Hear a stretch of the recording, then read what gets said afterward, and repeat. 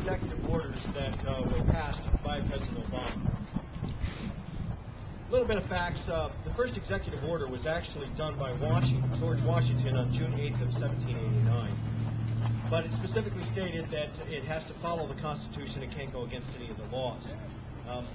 There's folks who are questioning whether or not the executive orders are part of that. I certainly have questions of the directives, but primarily that's the reason why we're here, is to express our dissatisfied with what is going on. But part of the other thing that I at least want to get out, we are here because we believe in the Constitution and we believe in the Bill of Rights.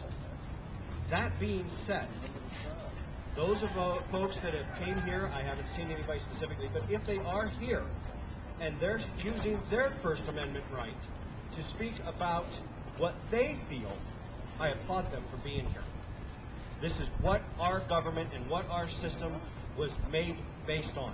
I am welcoming them to be here because an open, legitimate discussion is how our country came into the greatness that it is today. So the question is, why are we here? Why are we resisting? Primarily, we're here because our administration currently is telling you that you as a legal gun owner are not responsible.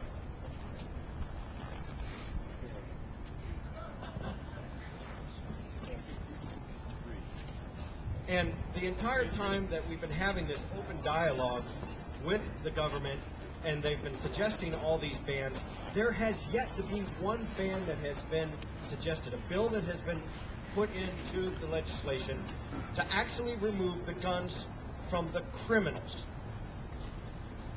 We all know that part of the problem is, and the majority of the problem is the laws that are already on the books are not effectively used.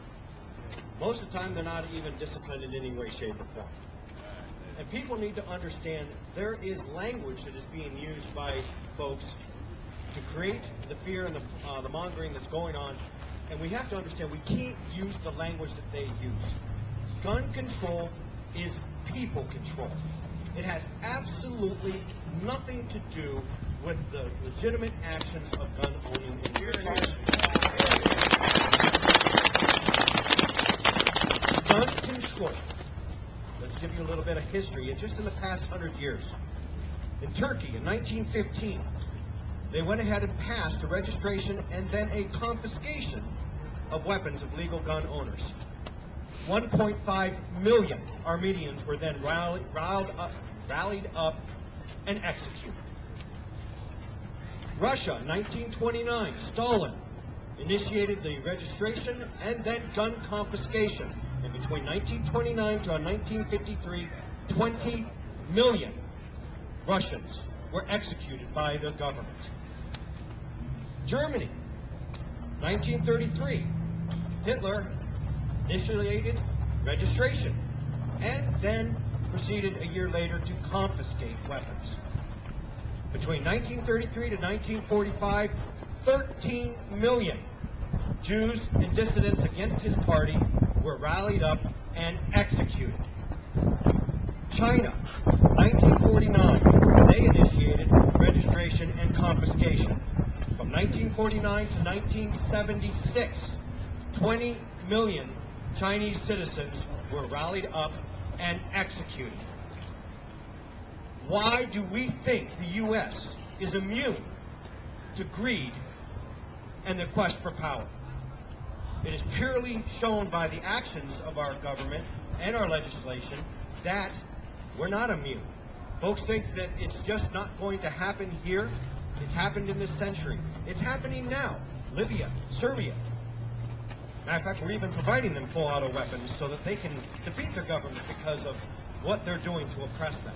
But yet, we are not capable of having these weapons for our own self-defense. A little bit of history. Our revolution back in 1776 was one of the only revolutions in the world that when those who won came into power, they wrote a document that gave up their rights and gave up their powers and gave it to the people. We're the only one. It couldn't have happened without firearms. Exactly. There hadn't been a successful revolution in 400 years prior to ours. Absolutely. Matter of fact, I do say this, I didn't put it in my notes. A lot of folks don't realize, I think there's only been one case in history where a revolution was conducted by the people peacefully for the better of the people and succeeded, and that was Egypt less than 3 years ago, and it almost exploded in their face. Otherwise, all revolutions throughout all time for the improvement for the people has came at the end of a weapon. That's just reality, folks. Change doesn't happen for the good of people by asking nicely. Now,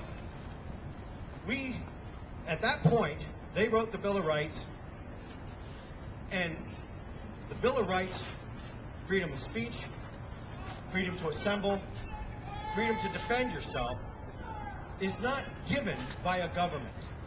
It's only confirmed by it. Now, I'm going to go ahead and provide a few quotes from our forefathers, because there's a question of what people call for terminology. George Mason says the militia includes the whole of the people and some politicians. It's not the National Guard. The National Guard came 100 years later. The militia is the people. To promote liberty, it is essential that the whole body of the people always possess arms and be taught alike, especially when young. My daughter's here, she's only 15, she shoots better than I do. And how to use them. Richard Henry Lee. A free people not only be armed and disciplined, but they should have sufficient arms and ammunition to maintain a status of independence from any who may attempt to abuse them, which would include their own government. George Washington. This piece of fabric right here is the U.S. flag. It is an idea. It has stood for a premise for well over 200 years. It's not a tablecloth. People have died horrible deaths to support what that flag represents. What we're doing right now. And that is exactly what we are doing right now.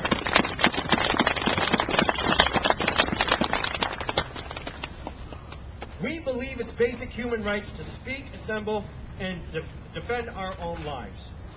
It is not given to us by the President or the Congress, and if it is not given to us by them, it is not their right to take it away.